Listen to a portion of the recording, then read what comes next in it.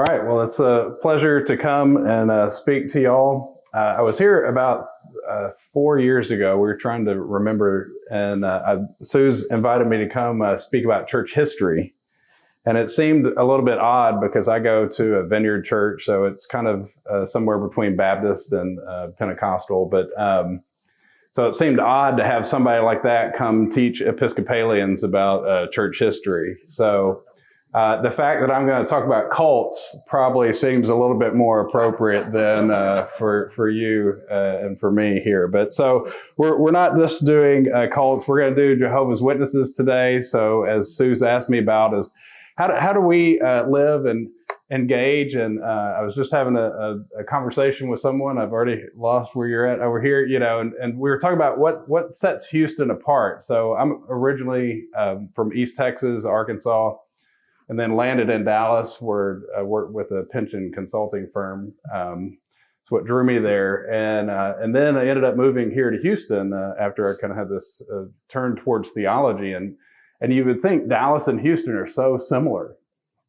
And yet the thing that, as you all know, is living in Houston, it's just such an international city. You cannot not meet people from all around the world and all these other faith traditions. And so it makes just best sense for us as Christians to have some sense of who these people are and like what drives them and what they do. And so what we're going to do for the first couple weeks are talk about Christian adjacent traditions. So these are traditions that would call themselves Christians and historically would not be considered Christian. But so what are they like and dislike Orthodox Christianity? And then also these wider traditions that we surely can't escape here in Houston. So I'm gonna, one of the things, so like I mentioned, I used to do pension accounting. So I was an accountant working with a bunch of actuaries. And so, the difference between an extroverted accountant and an introverted one is the extroverted accountant looks at the other person's shoes instead of their own when they're having the conversation. So my coping mechanism when I teach is to make other people do some talking. And so I'm going to ask you here a quick question. In your mind, when you think of Jehovah's Witnesses, so this, have you talk with your neighbor about this, which one of these four ideas or groups, traditions that are more orthodox in their Christianity, would you say that Jehovah's Witnesses are most like? So I'll give you a couple of seconds to think about that.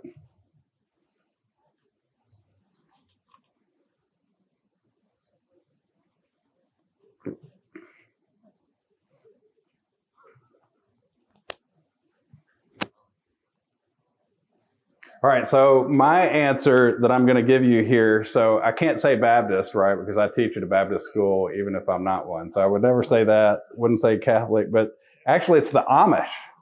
Now you may not think this about the Jehovah's Witnesses because this is not what they forefront. So I've, in preparation for this series of talks, I've listened to quite a bit of JW material.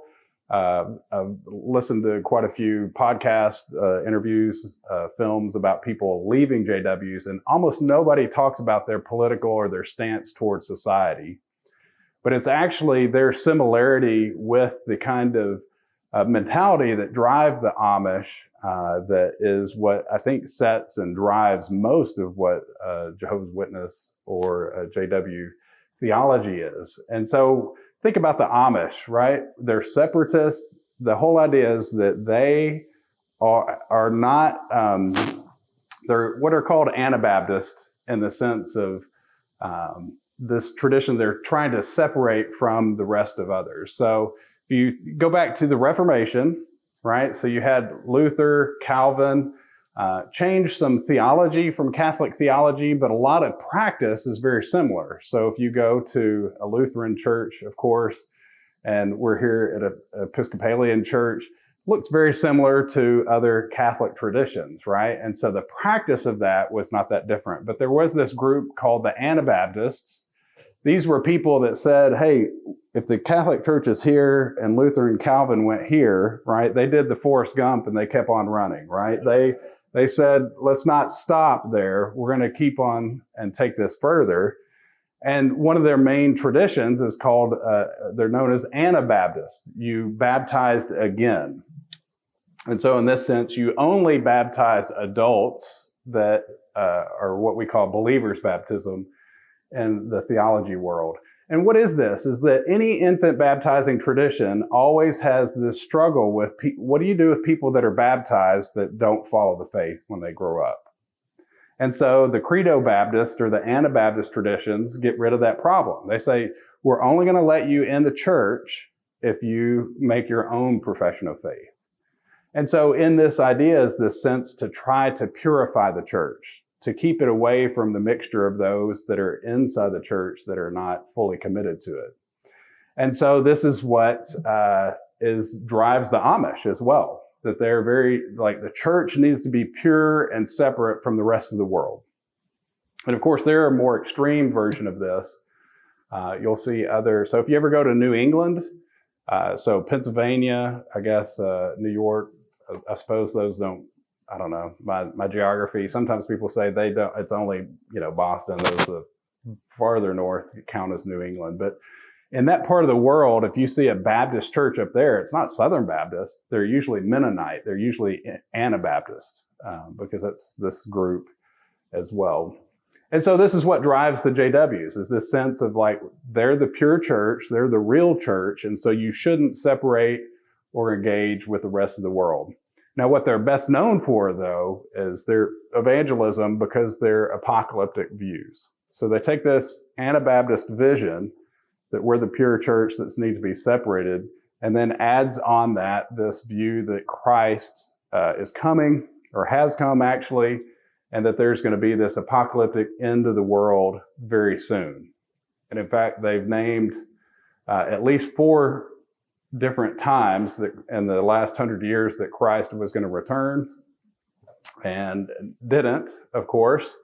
And so this has created some tension and things there. And so what we're going to do, though, is talk through like where they came from, and then also what does it look like for their beliefs.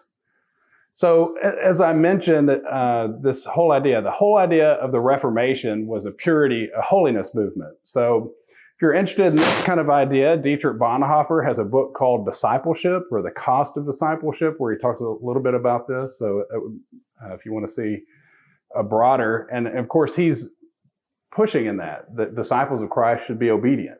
So he himself is living in that mode. And so in that sense, the Reformation itself was a holiness movement. And then in America, there were 2 Great Awakenings, if you're familiar with these. And so the first is associated with Jonathan Edwards and people of his time. And so that was in the 1700s. And then in the 1800s, we had the Second Great Awakening. And this is where the Baptists and the Methodists, right? So here, Phil Talon, my boss, came through here a couple weeks ago to talk about the Methodists, right? This is why the Baptists and the Methodists are the 2 largest Protestant denominations in the U.S. now, is because of the Second Great Awakening. They were the innovators as far as practice, because in the First Great Awakening, other parts of Christian religion, if you're going to worship God, Jesus, you're going to do it in a church, right? That's the holy place. That's the sanctuary. Well, the Baptists and Methodists were a little bit like, well, we can go preach anywhere. And so they were known for having these tent revivals and baptisms, down at the river and things like this. And so their whole idea was take the church outside the 4 walls of the church. Well, what you do then with that is you also erase kind of church kind of things out of your theology. And part of that then is you just go back to the Bible then. We're just doing what the Bible says. Of course, they're not just doing that, right? They're adding in American versions of this and all these other things. And British is, of course, where Methodism arose originally. But in that sense, like there was this sense that tradition itself was what was hindering us. And so big movement in the 1800s is to just go back to the Bible and take tradition away. Now, in a way, that's already what the Reformation was, right? So when Luther and Calvin came along, they did get rid of certain traditions. And so this is why like many Protestant churches don't take communion every Sunday, which I think is horrible, right? This is the whole idea. We come do this thing, but what did we do? We wanted to get rid of that because that's a Catholic tradition, right? And so you try to move away from that. And so in the 1800s, they just took a step forward to get rid of other things. And so there's this broader movement to do that. And then also this apocalyptic movement or Adventism is where this attempt to restore this pure New Testament church, right, without all the tradition. And you have all sorts of other traditions that arise during this time that are trying to purify the church. So the churches of Christ, or the Christian church, disciples of Christ, come out of this same movement. You have this Bible student movement, but you also have the Bible church movement. So if you've seen Bible churches here in town, they would come out of this. And of course, the Adventists as well. And so there's all different streams to where this is affecting the church.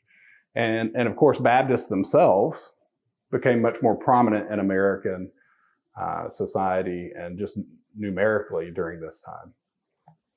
We won't go into all the details here. You can trace this out, but there was a guy named William Miller that was very big in this kind of restoration movement and big on setting dates for the end of the world. And so he had picked out 1878 and Charles Taze Russell.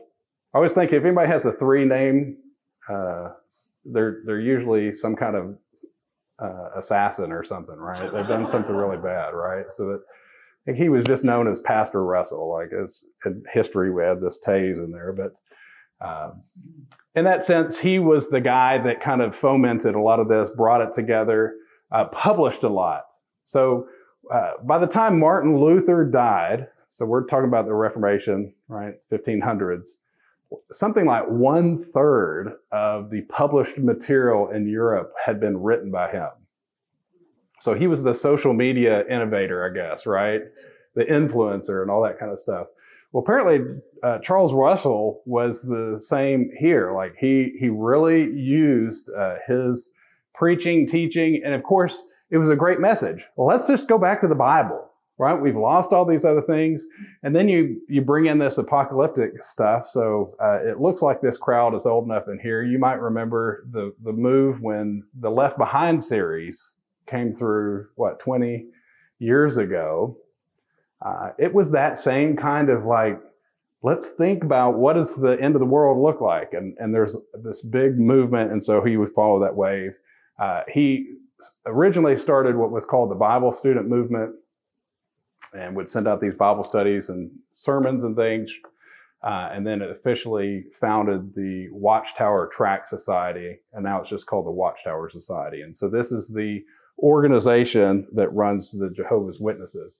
It was originally built around individual people. So Russell left. There's another guy named Rutherford, another guy that followed him. And then they moved to having an 8-person elder body that runs the JWs now instead of an individual person. All right, so I've already bored many of you. So I'm going to go back and make you ask your neighbor this question. What percentage of the U.S. population do you think is JW?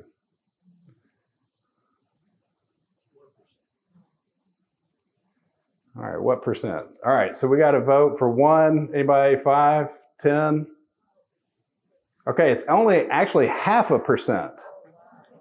There are twice as many Buddhists in America as there are JWs. There are twice as many Muslims in America as there are JWs. And so even though this is where this all started, there are other parts of the country, or the world, sorry. So Mexico has 0.7%, so they're a little bit larger percentage. JWs are pretty much spread around the world. If you know anything about them, it's their evangelism, right? This is the thing that we know most about them.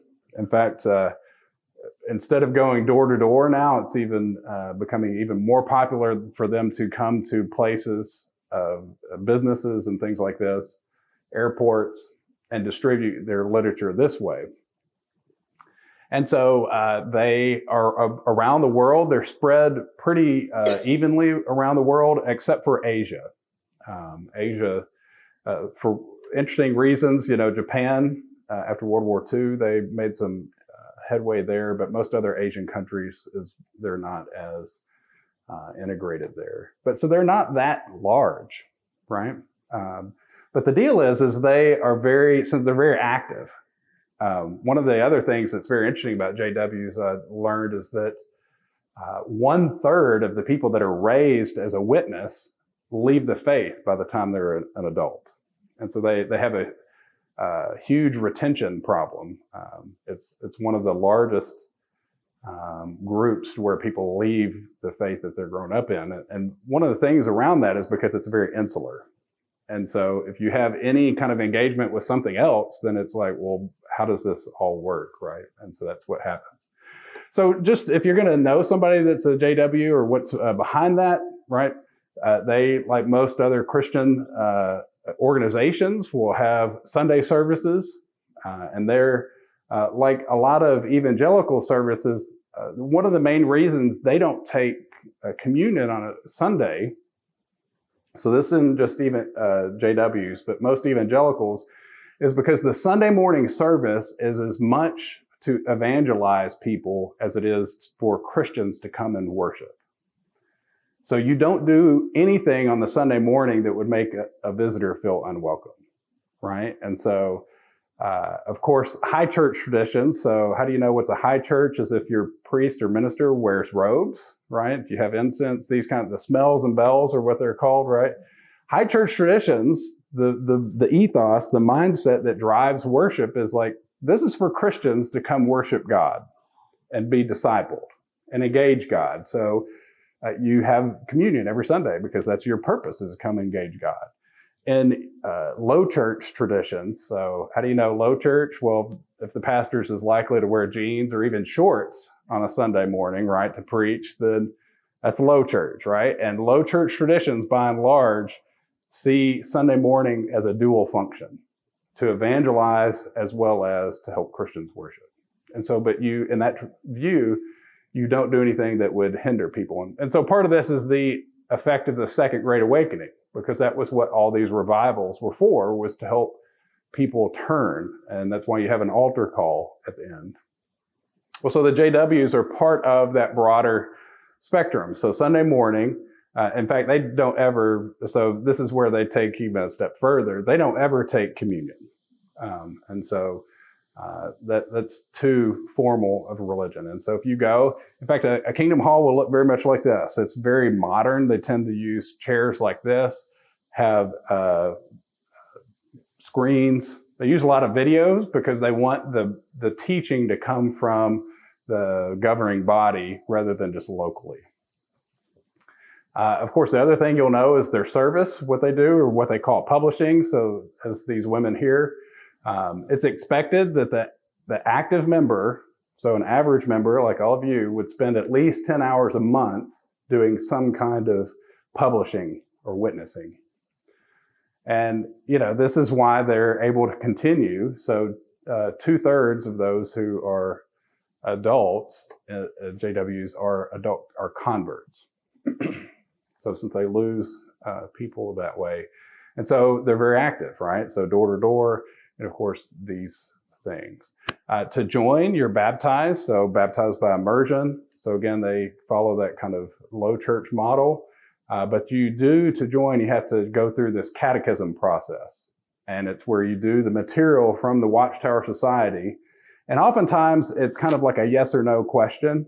So that it has the illusion of you're doing a lot of critical thinking when you're going through their Bible studies.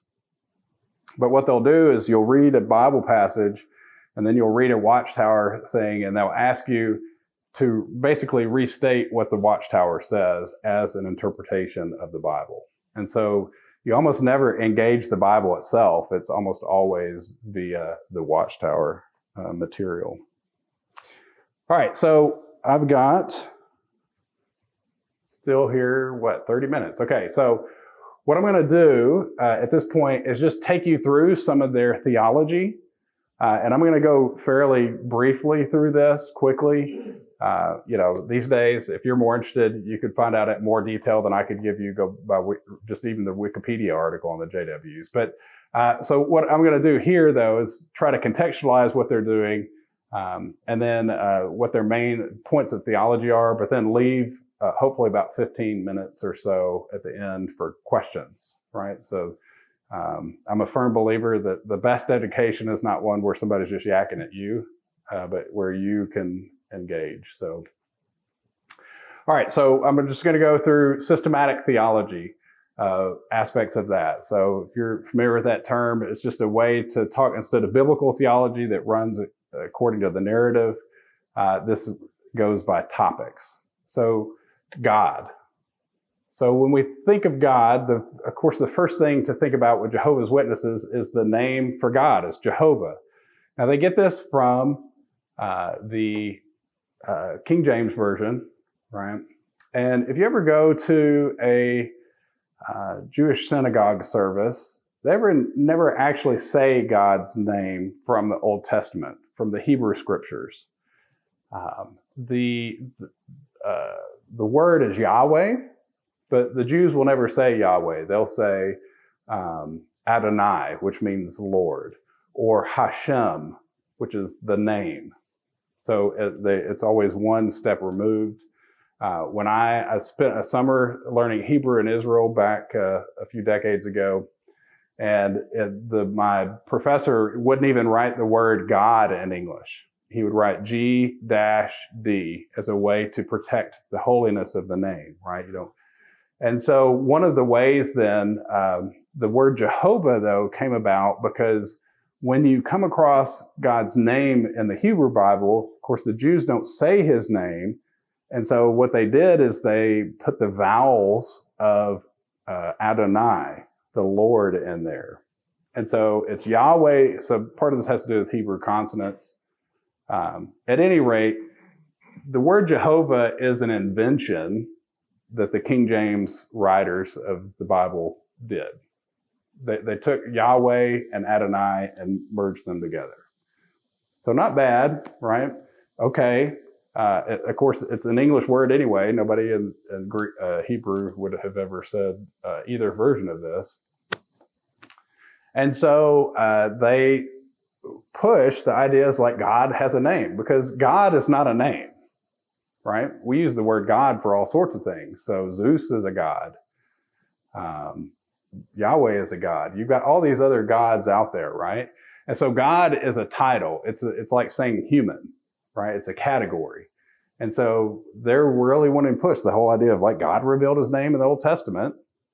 Like the word Yahweh shows up, I think, 1,000 or multiple thousands of times.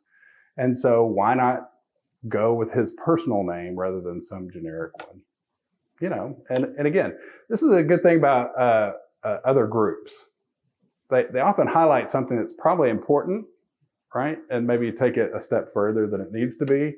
But that doesn't mean we can't learn from or understand things when we encounter them. Of course, it's not the name Jehovah that is odd here for Jehovah's Witnesses. It's the fact that Jehovah, or God as we know him as a father, is a different God, or God in a different way than the Son is. There's always this joke that Jesus' middle initial is H. So sometimes you'll hear people cuss. They'll say Jesus H Christ. For the Jehovah's Witnesses, it's not H, it's M, right? Because Michael actually is his real name. In this sense that, and it's a whole joke. It has to do with if you want to talk to me personally about where the H comes. Of course, Christ is not Jesus' last name either, right? It's not that Joseph and Mary Christ had a little baby Jesus Christ. It's Jesus the Christ. The word Christ means Messiah, right? So he is Jesus the Messiah. At any rate, this Michael as his name, for JWs, the name, the Archangel Michael in the Bible is the same person as the Son. So in that sense, you have God who exists in heaven and then everything down here on earth, right? We understand that. And there are these angelic beings in between us. And so in that sense, Michael, the archangel, so arch means the chief or the principal, the first. And so he is the first. He is like the general that stands over all these other angelic beings. And so that's who Jesus is, or the Son is. So when you encounter the language of the Son, it can mean two different things. So it can mean that you didn't exist and then you now exist, right? You're different from your Father. You're subordinate to him. You're underneath him and different. And so that's where they take the Son. In Orthodox theology, when we use the language, the Son, we're talking about that a Son shares the same nature as the Father. And so in that sense is not different or other than him. And so the Trinity then is a main point here. And I think this is an important thing. It's almost impossible to out-Bible Jehovah's Witnesses on the doctrine of the Trinity. One, because part of their weekly service is not just you have one service, which is just like a traditional service we have, where it's singing and preaching. The second hour of their service is Bible study, and they specifically will show videos of how to evangelize and respond to questions and challenges people bring to them on the street. And so they're trained to respond to these issues and given these things. And so a lot of times when those who are orthodox in their beliefs, it's like, of course this is right, and you bring up things, well, they've got every right. And of course, their idea goes back to actually the earliest days of Christianity. When you say the Nicene Creed, now the church had been saying something like the Nicene Creed since the founding of the church. It had to do with this whole idea that you're baptized in the name of the Father, the Son, and the Holy Spirit. And so part of being prepared for baptism was, do you believe in God the Father Almighty, creator of heaven and earth, of all things seen and unseen? This was a question you would ask. And then you would have, of course, the same question about, do you believe in Jesus Christ? Do you believe in the Holy Spirit? And so this is ancient Christian practice. What was added, though, in the Nicene Creed was this one little paragraph there at the beginning about the Son, that he is God from God, light from light, true God from true God. That what they're saying is they added a little bit of philosophical element in there, that he was a begotten of the Father, so he is a son of the Father, but he was not created. He's of the same nature or of the same being as the Father. And so what they're doing is that they added in, so the Christians have been saying this creed for a couple hundred years by this point, but they added in this element here so that what happens is when we're telling this story of what it looks like to read the Bible as a Christian, so read the Old Testament as a Trinitarian, read the New Testament that way, we see it as part of this overarching story. It's not just these individual Bible verses that get us there. And so this is what happens in JW reading and other readings like this. They're really good about individual verses, but they've ignored the larger story. And so this is actually why when I teach theology, the very first thing I teach students is memorize the Nicene Creed, right? So of course, I wish we would do this at church, and the churches I teach and preach in. Of course, I'm grateful for those churches that have this ingrained. Now, the whole deal is not everybody that says the creed understands or pays attention to how it works. So we can always fill in those details, but it's a starting point that the creed is there to help us tell the whole story. And what the Jehovah's Witnesses and other traditions are good at is the Bible was written over the 2,000 years by different people. They're speaking about context different than ours. It's very easy to find passages that say different things, or things when you put them together sound like it makes sense, but it's ignoring this wider story. And that's very much what they're doing. So they pick out some passages that talk about the Son submitting to the Father. And there are several, right? I don't think we need to minimize those. But there are also many passages as well, like John 1:1, that would make the Son identical or have the same nature, the same level of a divinity as the Father. That they accept the Bible as the Protestant canon, so they don't have the Apocrypha in there, but just the Old and New Testament. So it's no different, but they do translate it in ways that would support, right, their reading. So instead of "in the beginning was the Word, and the Word was with God, and the Word was God," right, they add in the word "a" there. So what does that mean? Well, archangels, for all intents and purposes, seem divine, right? They're at that spiritual level between God and us, and so the Word communicates that kind of divinity in a certain way. And the word God is a little bit malleable in the ancient world. And so in that sense, like, they push this, right? And so there are arguments about the grammar and all these kind of things. But you'll see that they're trying to reinforce this idea that the Son is less than the Father. The main thing here that I would say is it's not so much that this translation is bad. I mean, there are certain elements here that are bad. The bigger thing, though, is that they rarely encourage you to read the Bible directly. It's always by means of the Watchtower material. And so if you ask a leading question, right, I mean, if you, anyhow, different forms of this, then people already think in terms of the answer that you're setting it, you know. So, you know, this is, well, I'll skip that one. Get myself in trouble by going off script. So, all right, so humanity. In a lot of ways, they're very traditional in their view of human identity, right? We were created by God. God created us to be good. The fall happened, and we have original sin. So in that way, kind of their view of sin and humanity is quite orthodox. What is different about their view of humanity is that they don't think the soul is a separate aspect of us. And there's actually been movement within Protestant theology and Catholic as well, but in the last 50 years or so, of like, well, what's the difference between the brain and the soul? Where is depression a spiritual reality or a physical one? What's the difference, you know, and all these kinds of things. And so so there's this movement called holism, to see the person as a whole rather than the body and soul being two separate entities. So typically the way that we view life and eschatology is that, you know, God created us as body and soul together. We live, and at death, right, the soul goes to heaven, hangs out, the body is dead, and then at resurrection, they come back together again. And this is the hope, actually. The bigger hope is not that the whole soul continues to exist. The hope of Christianity is that God will raise our bodies from the dead in the way that Christ did.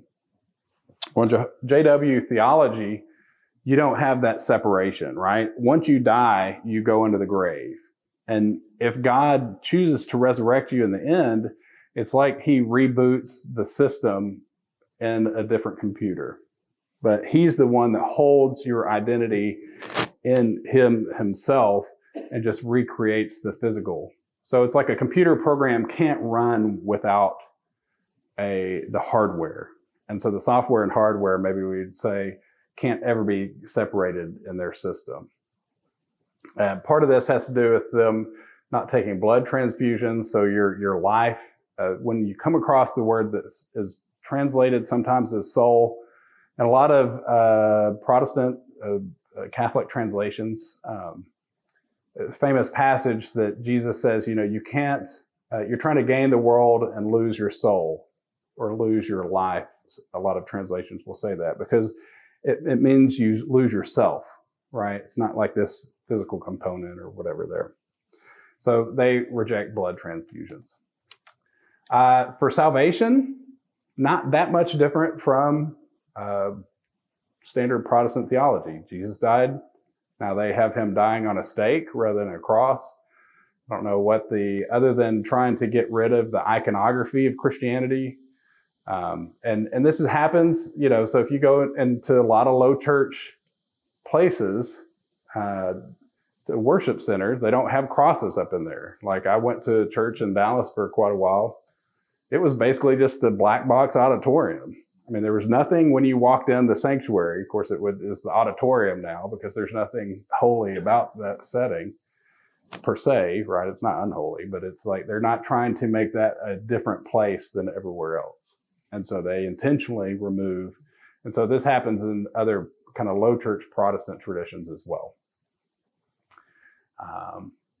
But the whole idea that Jesus died on the cross or died to pay for our sins, I think they're pretty standard when it comes to salvation issues here.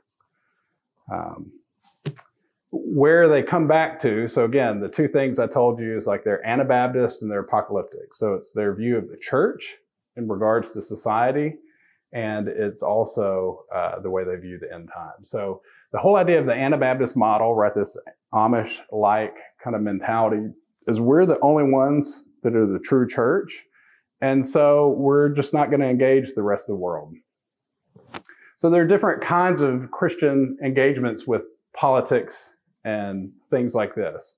So we know the Christian right. So this would be the Christian Republican connection. There's also a large Christian left group. So by and large, most black evangelicals vote Democratic, not just because it's a social thing, because there are some theological values there. But the whole idea is in both cases, whether you're Christian right or Christian left, is you view the state or culture as a way to advance the kingdom. Do you get that? And so that's why voting is such a necessary thing. In Anabaptist traditions, it's actually, the whole idea is the society is just going to hell in a handbasket. Don't invest any energy in that, because the church is the only way God's kingdom will advance. And so that's one big reason they use the word kingdom so much, is that we are the kingdom. Any of this stuff, Republican, Democrat, it doesn't matter. They're both equally corrupted by the search for power and abuse of power. And so just pull back and separate. So again, this is where the Amish don't vote. They really, part of their theology, it's a bad thing if you do vote, because it's showing that you're investing in those things. And so this is very common with the JWs as well. They don't encourage participation in the political system, definitely don't encourage people to run as representatives and things like this. Of course, that goes into the military as well too, right? So they're famous for not participating in the military. And it goes back to this theological thing. Why do we want to sacrifice for that when we should be sacrificing for God's kingdom? That we're just building these human kingdoms and things like this. They also reject other forms of societal engagement. So they actively discourage people from going to university. And this is part of their problem, is that when people do go to university and see, oh, there's these other views out there, it's hard to maintain kind of this closed system. And so that reinforces itself. One interesting thing about JWs is like they don't have a professional clergy.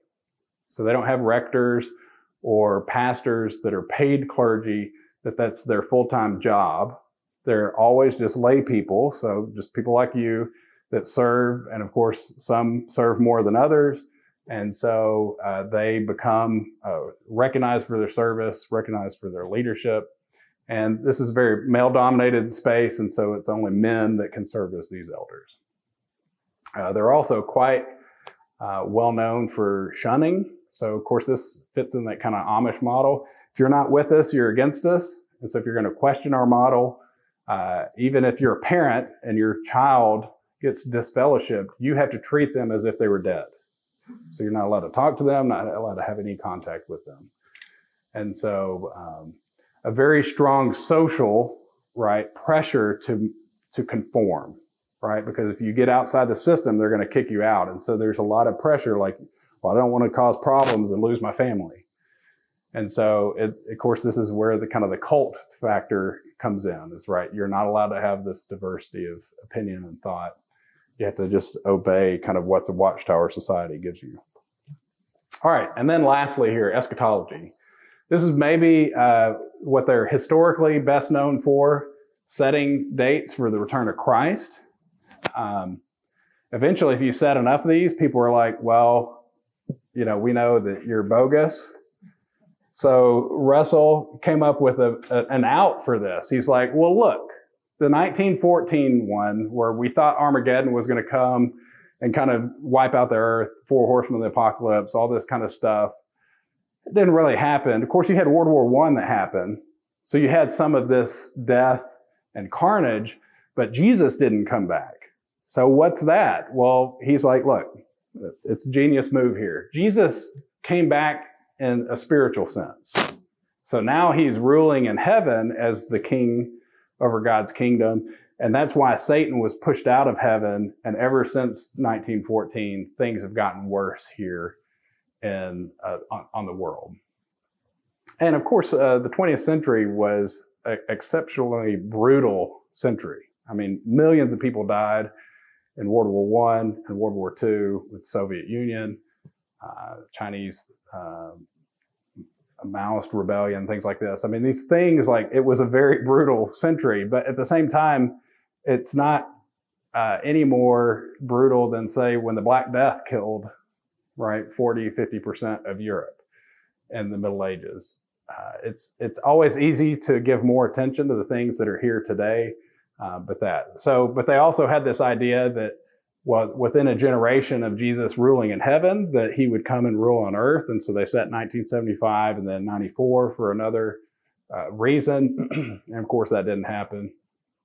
And so this is, and a good JW would say, well, look, the whole idea is like, we know the Bible better now than we did then. And so we, shift and change. It's easy to go with that. The other interesting thing about them, you see the 144,000 in the Bible, and they say this is only a select group. It's not the Jews. They're just like the Navy SEAL version of the JWs, or the 144,000 get to rule with Christ in heaven, and then everybody else will live here on earth. All right, so I've used up all my time, but let me say this. So apocalyptic Anabaptists is what their view is. The whole thing with ministering to JWs is that if they think that the Watchtower Society, the organization, is the only true church, when they experience grace outside the church, I think that's the biggest transformation that I've heard from people that have left. It's not arguing with them, trying to out-Bible them. Of course, I believe in speaking truth to people, right? Asking good questions. But if you hear the people that left and stayed in the church, of course, a lot of people leave and become atheists because they're like, if that's what Christianity is, I don't want anything of it. It's like if they experience grace, then they see, gosh, maybe God is working outside of this organization. So if they come to your door, treat them nicely, right? If you see them on the street, treat them nicely. Let God's grace show there. I give this as a book that I wrote that talks about Christian theology, but then it sets it in context to these other religions as well. And so we'll come back and talk more about that. So I have a few minutes here. So what questions or thoughts do you have that you'd... Yes?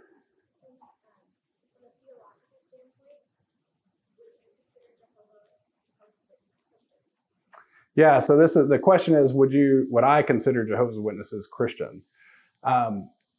They're Christian in the sense that they hold to the story that Jesus died on the cross to pay for our sins, right? If that's the minimum level, then yes. In the sense, though, of do they worship the same God? So they can't worship Jesus.